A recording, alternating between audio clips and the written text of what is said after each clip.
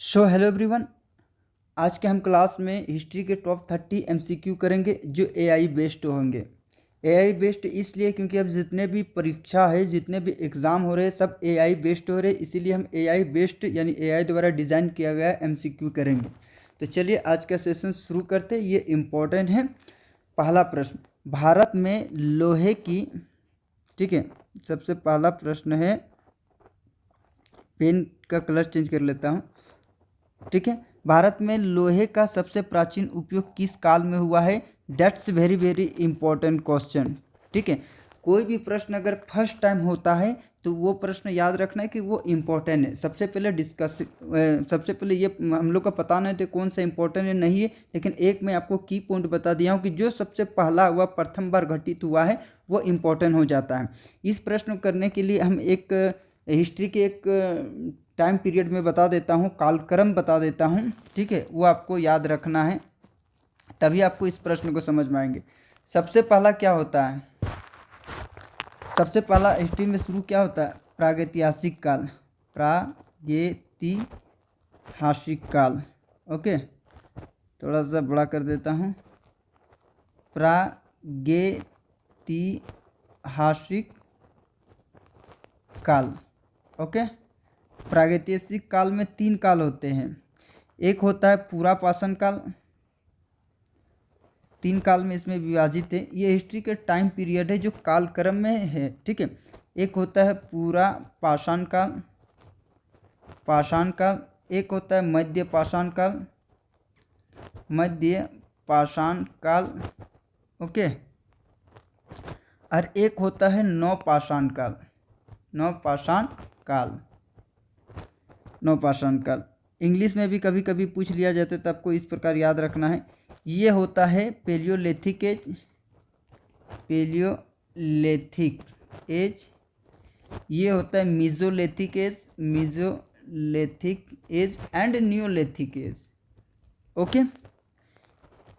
मध्य पाषाण काल यानी हड़प्पा काल की शुरुआत होती है, हड़प्पा सभ्यता की शुरुआत होती है। तो प्रश्न पूछा जा सकता है कि किस काल में हड़प्पा सभ्यता की शुरुआत हुई है? तो मध्य पाषाण काल में हड़प्पा सभ्यता की शुरुआत हुई है। इतना आपको याद होना चाहिए।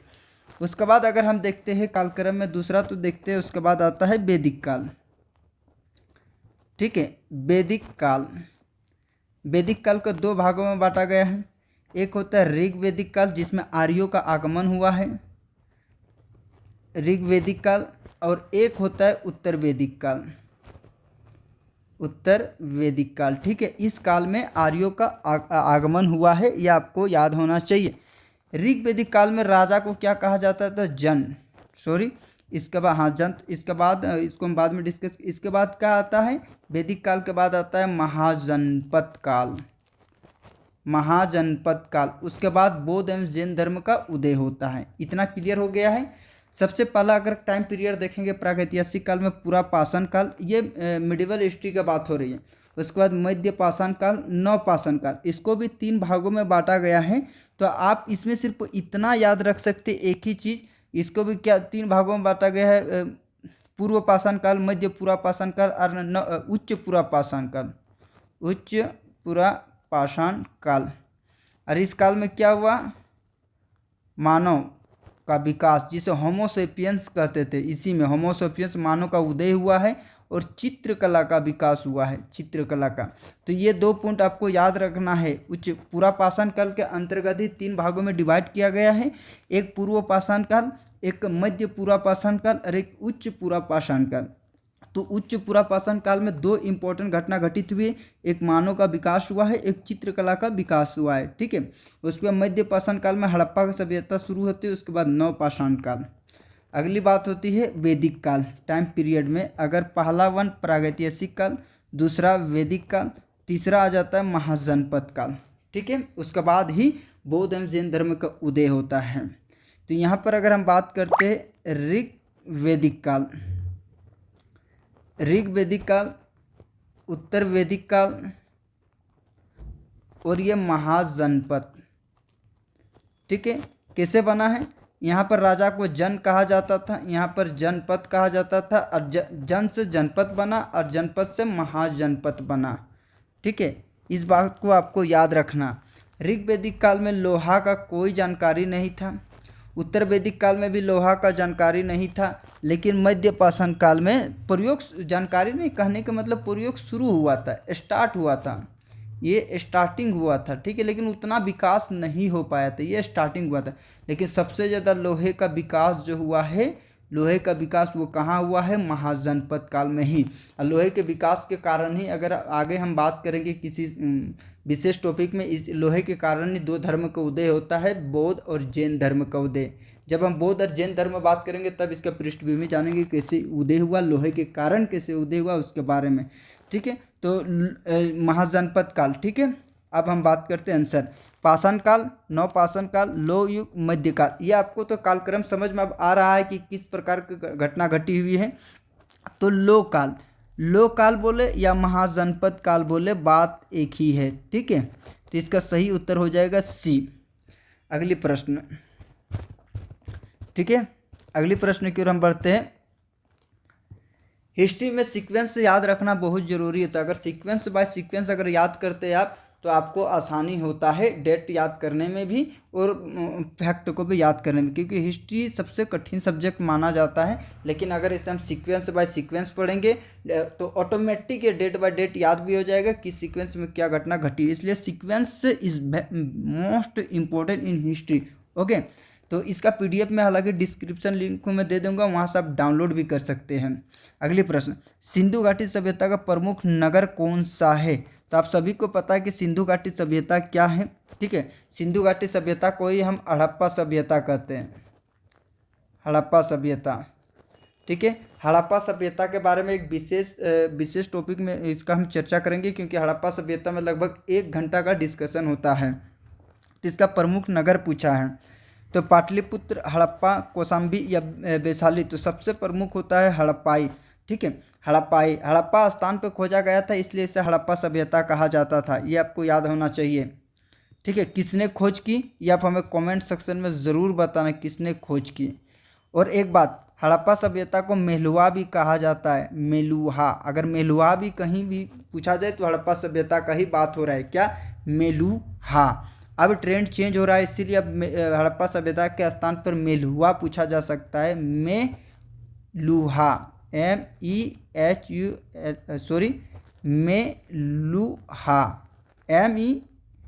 MELUHU, ठीक है, मेलुहा। ये आपको याद रखना है। मैं फ्रेश करके लिख देता हूँ, ये नया वर्ड है आपके लिए, मेलुहा, ओके।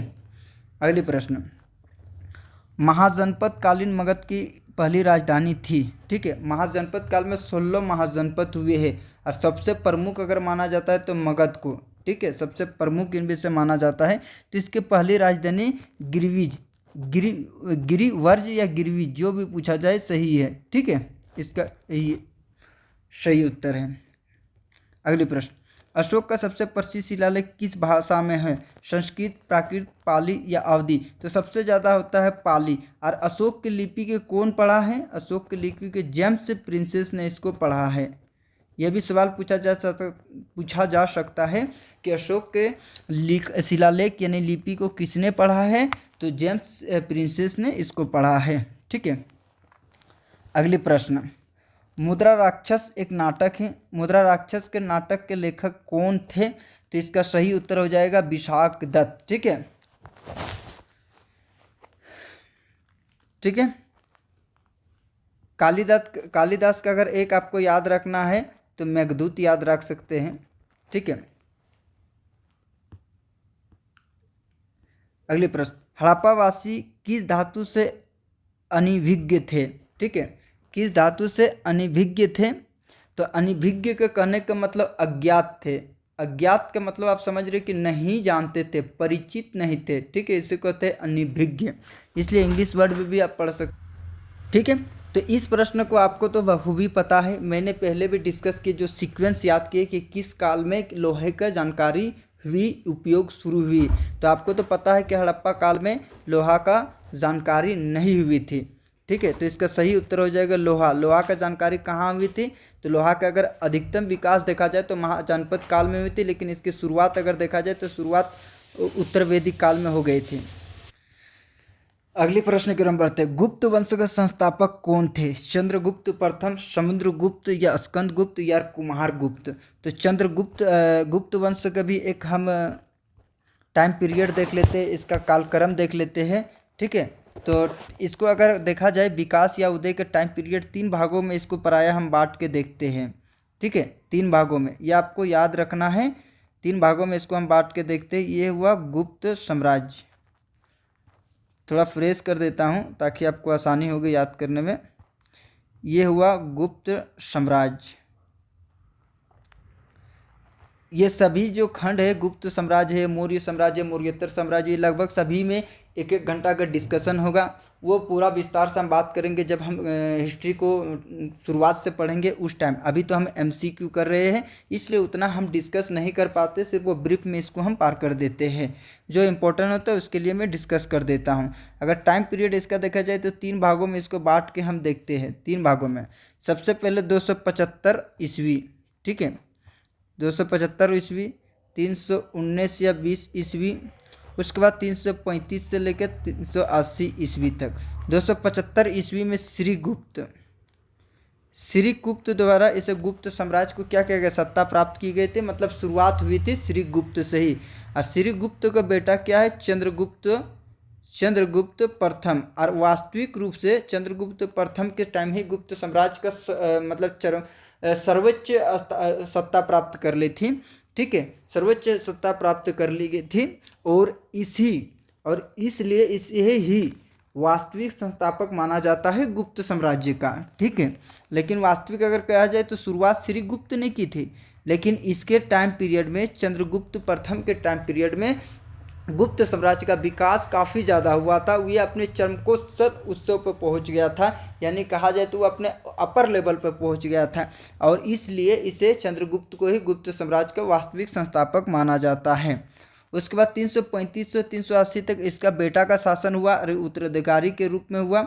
ठीक है, समुद्रगुप्त। आप सभी को पता है कि हिस्ट्री में पहले क्या होता था? वंशानुगत पद होता था। वंशानुगत पद का मतलब बाप होता था, मतलब फादर के बेटे, बेटे का बेटा, मतलब इसका दादाजी, समुद्रगुप्त का दादाजी श्रीगुप्त। ठीक है, सबसे पहले श्रीगुप्त का 275 ईस्वी तक शासन किया। उसके बाद इसके पुत्र आ गए चंद्रगुप्त प्रथम, उसके बाद इसके पुत्र आ गए समुद्रगुप्त। तो इतने बातों को आपको याद रखनी है। तो इसके संस्थापक अगर पूछा जाए, चंद्रगुप्त प्रथम। अगली प्रश्न, चोल वंश की राजधानी कौन सी थी? कांची, तंजौर, मथुरा या त्रिपुरी? चोल वंश हिस्ट्री में एंसेंट हिस्ट्री में नहीं, सॉरी, मिडिवल हिस्ट्री में चोल वंश काफ़ी मतलब इम्पोर्टेंट होता है। इसका आर्ट एंड कल्चर काफ़ी ज़्यादा फेमस है। आर्ट एंड कल्चर का मतलब कला और संस्कृति इसका काफ़ी ज़्यादा फेमस है। इसको कहा जाता है नागर शैली। इस काल में सबसे अधिक विकसित हुआ था नागर शैली। ठीक है, नागर शैली के बारे में आपको स्लिप ऑफ टंग, नागर शैली नहीं, द्रविड़ शैली होता है, सॉरी, क्योंकि नागर शैली तो उत्तर भारत का होता है। जो हमारा राम मंदिर बना है वो नागर शैली द्वारा निर्मित है। ये दक्षिण भारत का द्रविड़ शैली चलता है। 3 शैली होता है, नागर शैली, द्रविड़ शैली, बेसर शैली। तो नागर शैली उत्तर भारत में, द्रविड़ शैली दक्षिण भारत में, और इन दोनों के बीच में बेसर शैली का विकास हुआ। और सबसे ज़्यादा विकास चोल वंश में द्रविड़ शैली का हुआ है। वो स्लिप ऑफ टंग हो गया था, मैं क्षमा चाहता हूँ। तो चोल वंश की राजधानी तंजौर है। तंजौर कहाँ है? तो आप भारत के सबसे ईस्ट पॉइंट में देख सकते हैं, तमिलनाडु के ईस्ट पॉइंट में, जो यहाँ पर है श्रीलंका।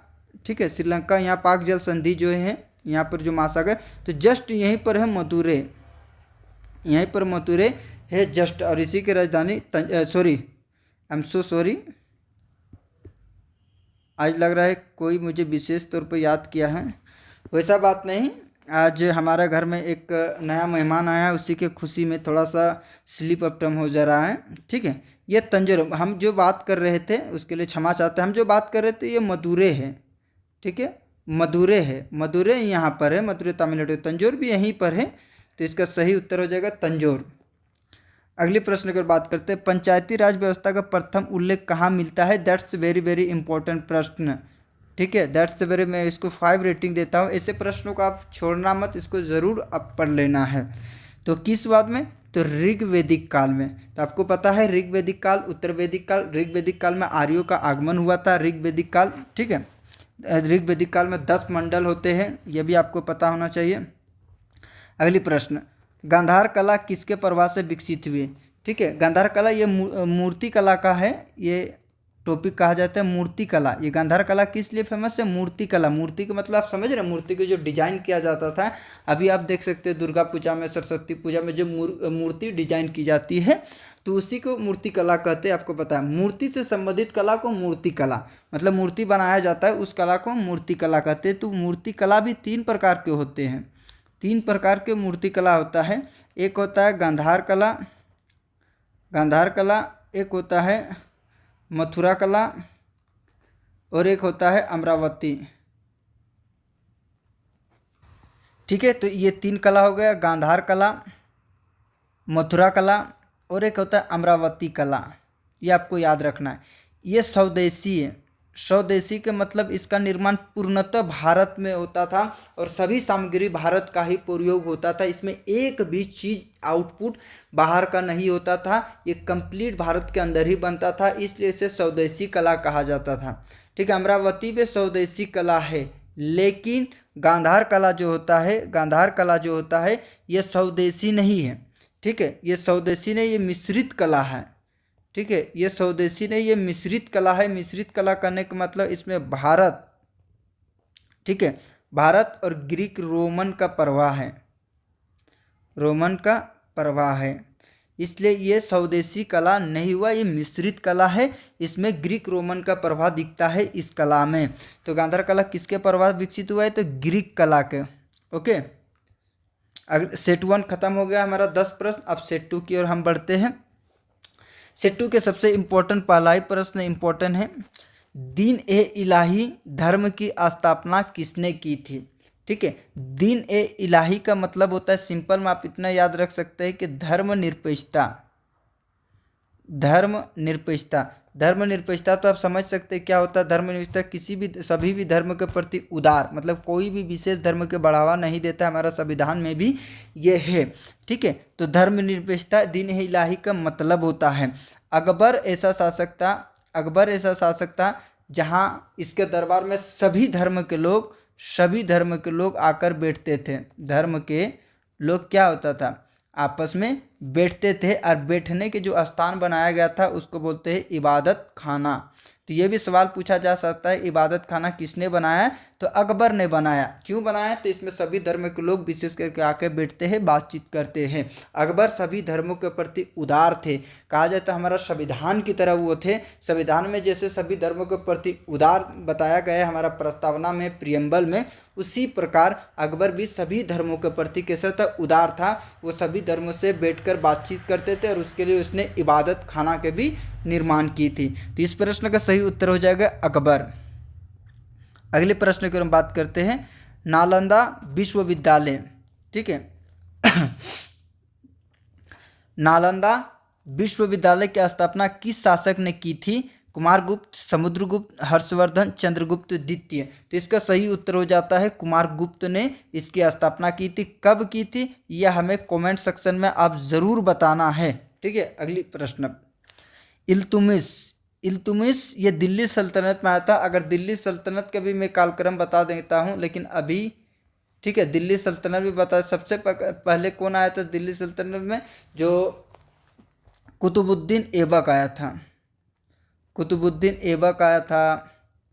उसके बाद आया था इल्तुमिश, उसके बाद रजिया, इसी तरह और भी आया था। ओके, रजिया आदि इसमें आया था। ओके, बलबन भी आया था, इसके बाद बलबन भी इसी तरह। ठीक है, तुगलक वंश भी, ये दिल्ली सल्तनत का भी बहुत, ये इकबारी वंश है। उसके बाद शायद तुगलक वंश है, लोधी वंश, इस तरह के दिल्ली सल्तनत को भी हम कभी पढ़ेंगे तो एक कालक्रम में इसको डायग्राम के साथ बताऊंगे कि क्या क्या पहले घटना हुई थी, कौन कौन विकास हुआ था दिल्ली सल्तनत के अंतर्गत, कौन कौन साम्राज्य थे। ठीक है, तो ये हम जो ये बता रहे हैं कुतुबुद्दीन ऐबक, इल्तुमिश, रजिया, बलबन, ये सब था इकबारी कहीं पर कुछ लिखा रहता है, कहीं पे इलबारी वंश लिखा रहता है, ये उस वंश का था। उसके बाद तुगलक वंश भी आ जाता है, लोधी वंश भी आ जाता है। ठीक है। तो ये एक कालक्रम होता है। तो दिल्ली सल्तनत में किस प्रणाली की शुरुआत की गई? इक्तादारी प्रणाली, मनसबदारी प्रणाली, 10 साला प्रणाली या जागीरदारी प्रणाली? तो इस प्रश्न का सही उत्तर हो जाता है इक्तादारी प्रणाली। अब सवाल आता है सर इक्तादारी प्रणाली क्या होता है? इक्तादारी प्रणाली को सिर्फ आप इतना याद रखना है सिंपल में, इस डायग्राम के माध्यम से। मान लेते हैं ये लैंड है, ठीक है, लैंड है, ये भूमि है, और इस भूमि को छोटे छोटे भागों में बांट देना। जैसे अब इस हमारा भारत में भी अभी चल रहा है ना, सब भाइयों के बीच एक बड़ा है लेकिन छोटा छोटा छोटा छोटा होते जाता है, उसी तरह ये छोटा छोटा मतलब एक बड़े भूमि को क्या करते, छोटे छोटे भूखंडों में बांट देना ही इक्तादारी प्रणाली कहलाता था। ओके।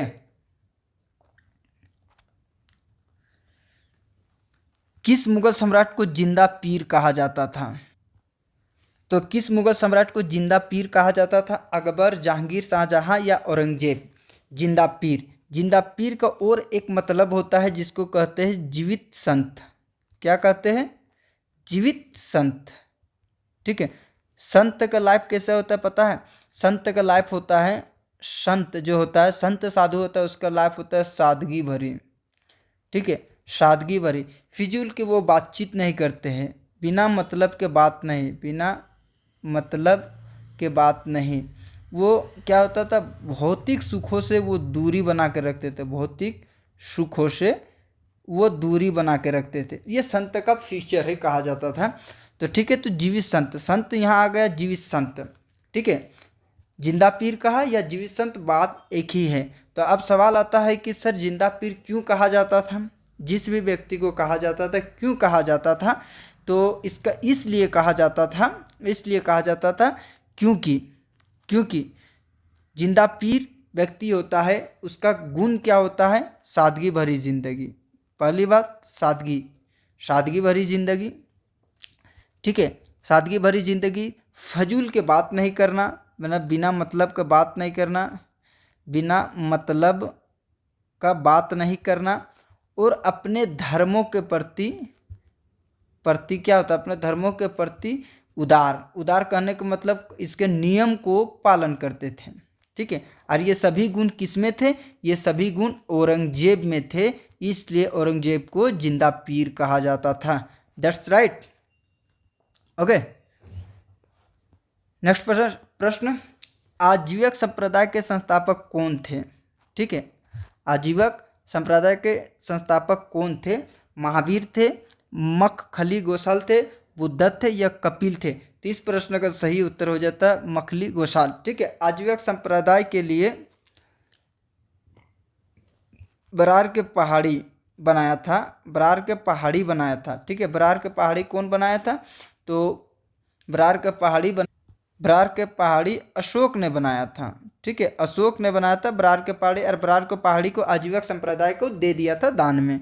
ठीक है, ये बात आपको याद रखना। जो फैक्ट मैं बता रहा हूँ सच बता रहा हूँ। आप लोग शायद हिस्ट्री नहीं पढ़े, मैं तो हिस्ट्री को रग रग से, चाहे हिस्ट्री हो, इकोनॉमिक्स हो, जियोग्राफी हो, या साइंस एंड टेक हो, इन्वायरमेंट हो, पॉलिटी हो, इन बुकों को लगभग 10 बार पढ़ चुका हूँ और बहुत बेस्ट तरीके से आपको पता है। मैं यूपीएससी 2 बार दे चुका हूँ, 1 बार मेंस भी लिख चुका हूँ। तो कितना सारा, इन सारा किताबों को कितनी बार मैंने पढ़ा होंगे। इसलिए जो इम्पोर्टेंट फैक्ट होता है वन डे एग्ज़ाम के लिए, वो मैं सिर्फ बता रहा हूँ। अगर आजीवक संप्रदाय के बारे में बताया जाओ तो 1 घंटा लग जाएगा। मैं कोई भी प्रश्न का अगर चर्चा करूँगा, कोई भी प्रश्न, इनमें से जितने पर 1 से लेकर 30 प्रश्न का, अगर एक एक प्रश्न का मैं चर्चा करूँगा तो एक प्रश्न 30 मिनट तक जा सकता है। इतना विस्तार से मैं समझा सकता हूँ।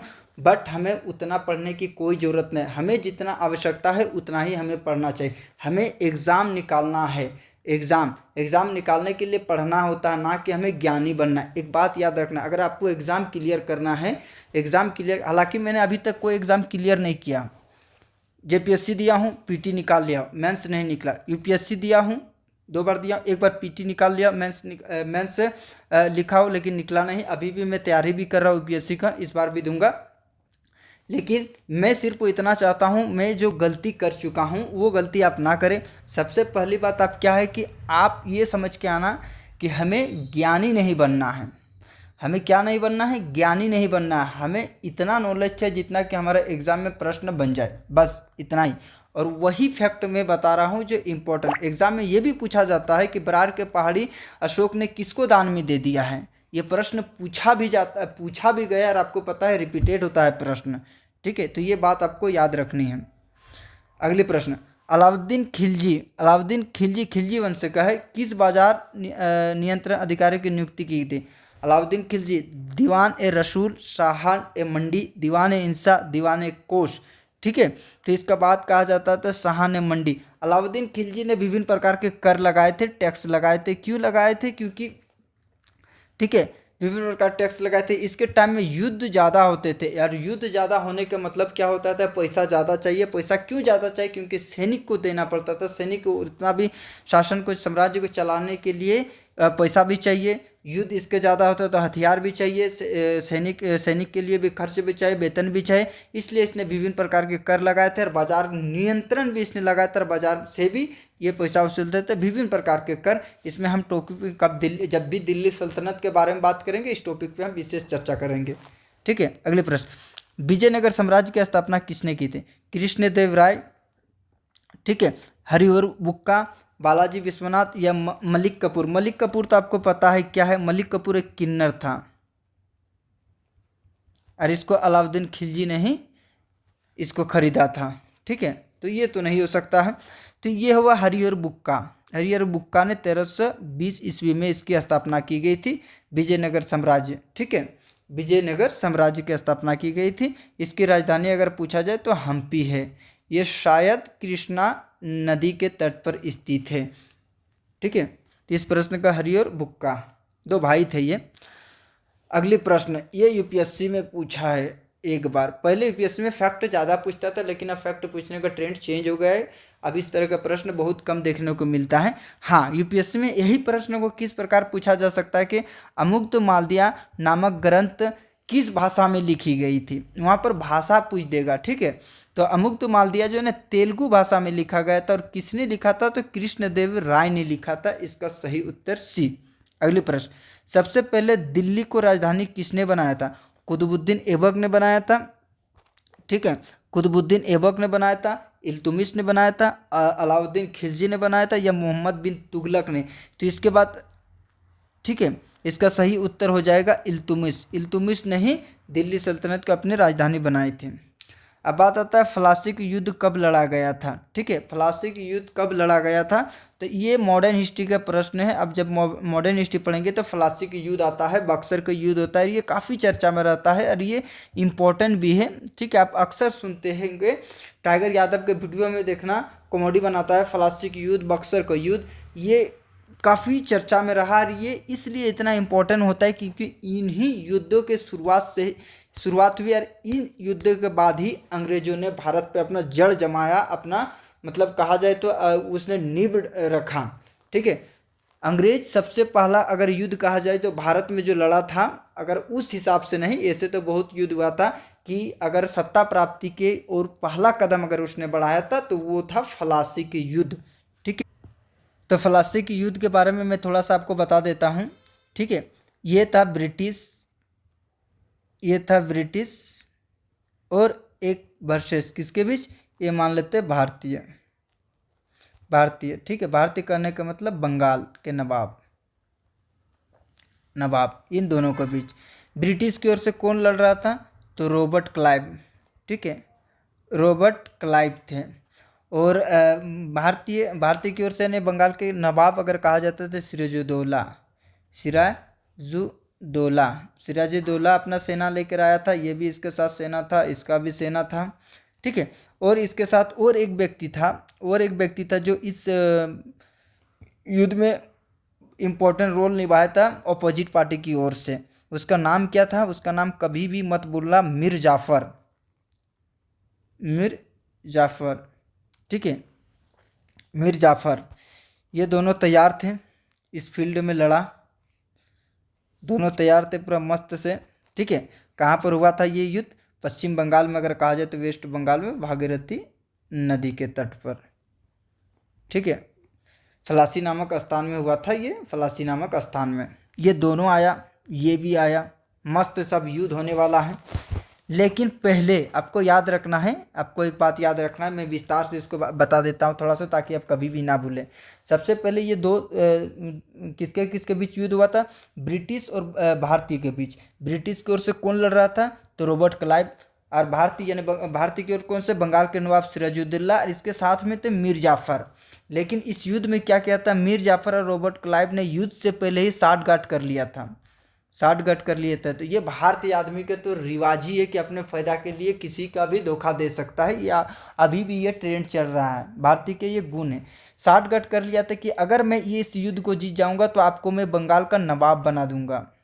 ठीक है, आप हमें सपोर्ट करें, अगर आप हमें सपोर्ट करें तो आपको इस युद्ध को जीतने के बाद हम क्या करेंगे, क्या करेंगे? आपको बंगाल का नवाब बना देंगे। ठीक है, मीर जाफर ने तो अपने प्रॉफिट देख लिया कि मुझे तो बंगाल का नवाब मिल जाएगा, मुझे ये पद मिल जाएगा, लेकिन ये नहीं सोचा कि इस युद्ध को जीतने के बाद भारत का क्या हश्र होने वाला है। ये स्वार्थी हो गए थे, सिर्फ अपने बारे सोचा था, ना कि पूरे भारत के बारे, कि अगर एक बार ये युद्ध अगर अंग्रेज जीत जाएगा तो अपना नींव बना लेंगे भारत में, धीरे धीरे वो भारत पर शासन कर सकता है। वही हुआ, लेकिन मीर जाफर ने उतना नहीं सोचा, सिर्फ अपने बारे में सोचा कि मुझे पद मिलना चाहिए बस। अभी भी होता है कि मेरा भलाई हो, बाद में जनता पार में जाए, आई डोंट केयर, बट मुझे प्रॉफिट होना चाहिए। वही मीर जाफर ने उस टाइम सोचा। और मीर जाफर ने जो अपना बटालियन लेके गया था, इस बटालियन को क्या किया? इस सिराजुद्दौला के युद्ध में शामिल ही नहीं हुआ, ये वापस आ गया। अब ये कमज़ोर पड़ गया तो ये आसानी से क्या कर दिया? रॉबर्ट क्लाइव ने इसको हरा दिया। ठीक है, और ये कब लड़ा गया था? तो 23 जून 1757 को लड़ा गया था। तो इस प्रश्न का सही उत्तर हो जाता है 1757, आपको याद रखना है। ओके, अगर बक्सर के युद्ध पूछे, बैटल ऑफ बक्सर, तो 1764। ओके, इस प्रश्न को आपको याद रखनी है। मैंने ये थोड़ा सा आपको दिखा भी दिया चित्र की तरह से, किस तरह का लड़ाई हुआ था, किसके किसके बीच में लड़ाई हुआ था, कौन किसके सपोर्ट में है। आशा करता हूँ कि ये अब दोबारा नहीं भूलेंगे आप। ठीक है, अगले प्रश्न की हम बात करते हैं। ठीक है, अगले प्रश्न, 1857 के क्रांति के प्रथम नेता कौन थे? प्रथम नेता कौन थे? ठीक है, रानी लक्ष्मीबाई, बहादुर शाह जफर, तात्या टोपे या कुंवर सिंह। तो 1857 के विद्रोह के बारे में थोड़ा सा हम जान लेते कि क्यों हुआ था। ठीक है, कहाँ से शुरुआत हुआ था, क्यों हुआ था 1857 के विद्रोह के बारे में। सबसे पहले 1857 के विद्रोह होने का एक कारण नहीं, अनेकों कारण है। अनेकों कारण क्या है? अंग्रेजों का शोषण, अंग्रेजों का शोषण, दमन। ठीक है, शोषण दमन किन किन माध्यमों से होता था? शोषण दमन आर्थिक हो गया है, आर्थिक, सामाजिक। ठीक है, सामाजिक डलहौजी का विलय का नीति।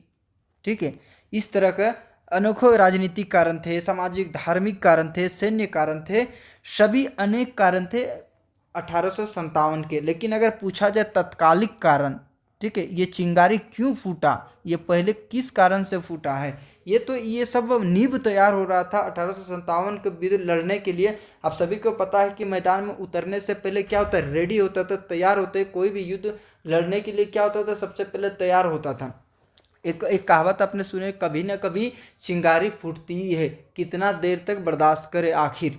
ठीक है, कितना देर तक, बस वही हुआ था। अंग्रेज इतना शोषण किया, आर्थिक, सामाजिक, धार्मिक, ये सभी प्रकार का शोषण किया। भारतीय जनता सहता रहा, अंदर ही अंदर आग उगलता रहा। लेकिन तत्कालिक कारण जब, ठीक है, जब सेना को क्या दिया था? एक कारतूस देता था जिसका नाम होता था, उसका नाम क्या था? उसका नाम था राइफल के कारतूस, पूरा नाम एनफील्ड राइफल। ठीक है, एनफील्ड राइफल के कारतूस। आप पूर्णा मूवी में ज़रूर देखेंगे। पूर्णा मूवी में जब भी बंदूक चलाते तो पहले वो दांत से कुछ निकालते, उसके बाद ही चलाते थे। तो कारतूस में जो प्रयोग हो रहे थे, ऐसा माना जाता था कि जो कारतूस में प्रयोग हो रहे थे तो गाय और सूअर के चर्बी इस्तेमाल होते थे। क्या? गाय और सूअर के चर्बी इस्तेमाल होते थे, और इससे क्या होता? सभी के धर्म भ्रष्ट होते थे। इसलिए एक सेना, मंगल पांडे, आई थिंक मंगल पांडे, ठीक है, मंगल पांडे सेना थे, उसने इसको विद्रोह कर दिया 10 मई, ठीक है, 1857 को मेरठ से इसमें विद्रोह किया है। और सुबह सुबह ये सभी दौड़ते हुए सुबह सुबह दिल्ली पहुँचे, एकदम मॉर्निंग के टाइम मॉर्निंग के टाइम। और जो एक हमारा राजा थे उस टाइम बहादुर शाह जफर, जो मुग़ल बादशाह के अंतिम मुग़ल बादशाह है, ये अंतिम मुग़ल बादशाह है, ठीक है। इसके पास पहुंचा और इसने अपने वार्तालाप सुना है कि क्या घटना हुई और क्या हमने कर दिया है, आपको कमान आगे की संभालना ही है, ठीक है। और एक बार मैं विस्तार से समझा देता हूँ, समझने का प्रयास करना। 1857 का विद्रोह का एक नहीं अनेक कारण है, ठीक है, अनेक कारण है। लेकिन अगर तत्कालिक कारण पूछा तो एनफील्ड राइफल के जो कारतूस थे वो गाय और सूअर की चर्बी से उसको चलाया जाता था। ऐसा माना जाता था कि इसमें गाय और सूअर की चर्बी इस्तेमाल की जाती थी।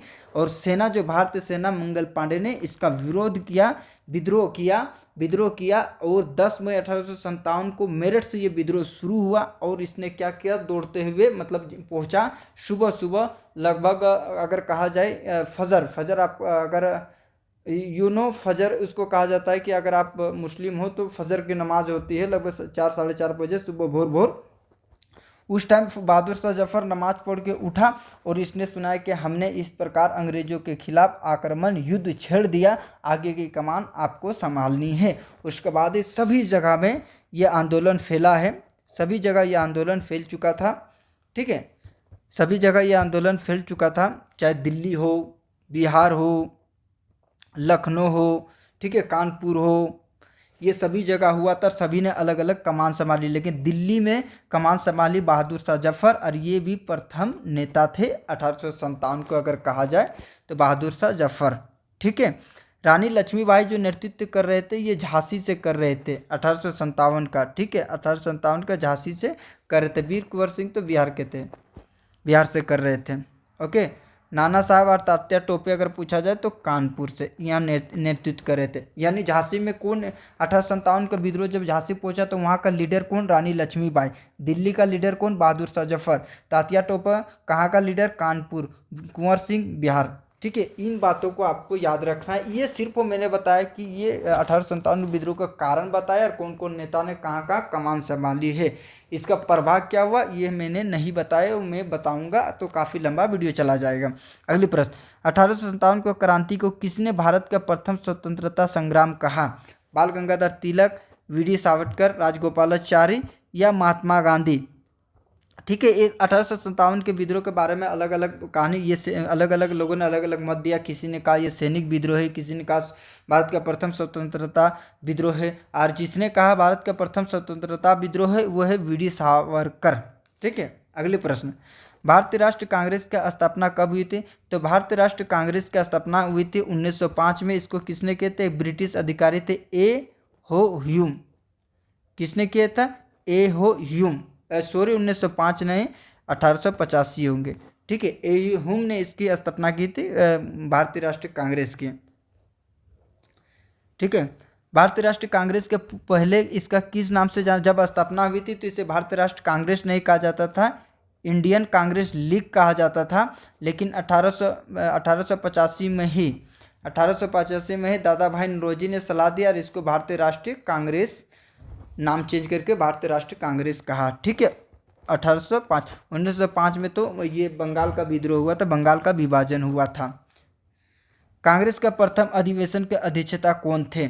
दादा भाई नौरोजी, ए हो ह्यूम तो संस्थापक हो गया है, व्योमेश चंद्र बनर्जी, सुरेंद्र नाथ बनर्जी। आपको कमेंट सेक्शन में ये, ठीक है, ये आप हमें कमेंट सेक्शन में ज़रूर बताना कि कांग्रेस का पहला अधिवेशन, ठीक है, पहला अधिवेशन कहाँ डिसाइड किया गया था, कहाँ डिसाइड किया गया था कि वहाँ अधिवेशन होगा।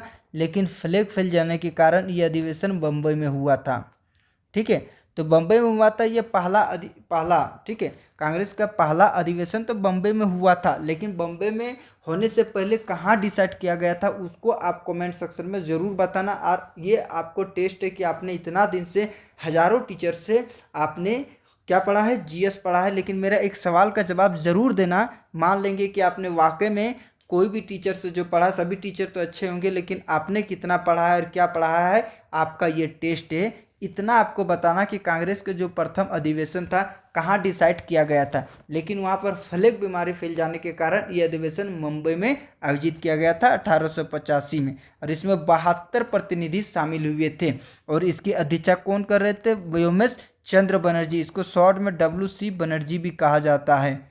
ठीक है, अगले प्रश्न, भारत छोड़ो आंदोलन कब प्रारंभ हुआ था? हिस्ट्री में कहा जाता है कि हिस्ट्री में, जैसे मैंने पहला ही प्रश्न आपको बताया कि हिस्ट्री में अगर कोई भी डेट याद रखना हो तो सबसे सिंपल याद होता है कि अब जहाँ में तहाँ से अगर डेट याद रखेंगे तो कभी भी याद नहीं होगा, कभी भी याद नहीं होगा।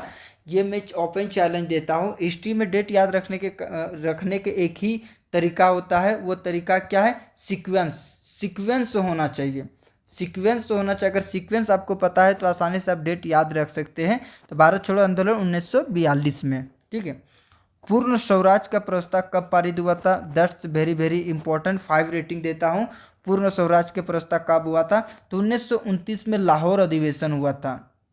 1929 में लाहौर अधिवेशन हुआ था और इस अधिवेशन में कहा गया था कि महात्मा गांधी को कहा कि आप इसके अध्यक्षता करें। ठीक है, किसे कहा गया था? महात्मा गांधी को कहा गया कि MG गांधी, महात्मा गांधी को कहा गया था कि आप लाहौर अधिवेशन की अध्यक्षता कमान संभालिए।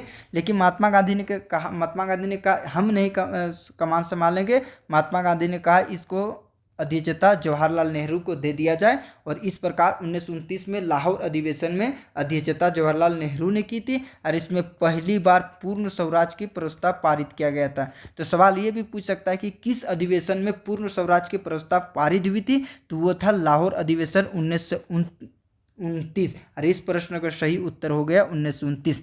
अगले प्रश्न, सुभाष चंद्र बोस ने आज़ाद हिंद फौज की स्थापना कहाँ की थी?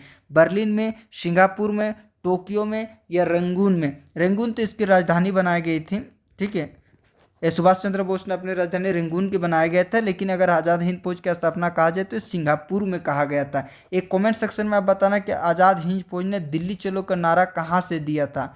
दिल्ली चलो का नारा दिया था, लेकिन कहाँ दिया था? ठीक है, ये अब हमको कमेंट सेक्शन में जरूर बताना। ये तो सबको पता है, दिल्ली चलो नारा सुभाष चंद्र बोस ने दिया था, बट कहाँ दिया था ये ज़्यादा इंपॉर्टेंट है। साइमन कमीशन भारत कब आया था? 1927, 1928 या 1930, 1935? ये 1928 में साइमन कमीशन भारत आया था, लेकिन इसने अस्वीकार कर दिया था हमारे भारत में। कांग्रेस ने भी इसे एक्सेप्ट नहीं किया था और मुस्लिम लीग ने भी इसको एक्सेप्ट नहीं किया था। क्यों नहीं किया था? इसमें जो भारत के संविधान देने की बात वर्तमान में बात कर रहे थे। ये बोला भविष्य में देंगे, अभी नहीं। अगर हमको आज आप सपोर्ट करेंगे तो आपको भविष्य में हम क्या देंगे? संविधान देंगे, आपको पूर्ण संविधान देंगे। मुस्लिम लीग के भी मांगे नहीं इसने मानी थी, इसलिए इन दोनों ने मिलकर इसको क्या किया? साइमन कमीशन को विरोध किया। बम्बई में भी जब पहुंचा तो इसने कहा साइमन कमीशन भागो, इस प्रकार का नारा भी लगाया गया था। ठीक है, अगले प्रश्न, भारत का विभाजन किस योजना के अंतर्गत हुआ था? माउंटबेटन योजना, बेवल योजना, क्रिप्स मिशन योजना, कैबिनेट मिशन योजना?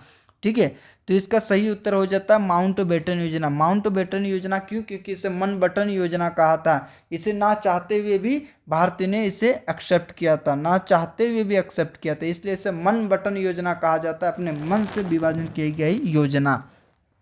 आज का अंतिम प्रश्न, और ये तो बहुत ही ईजी है, बहुत ईजी है, बहुत ईजी।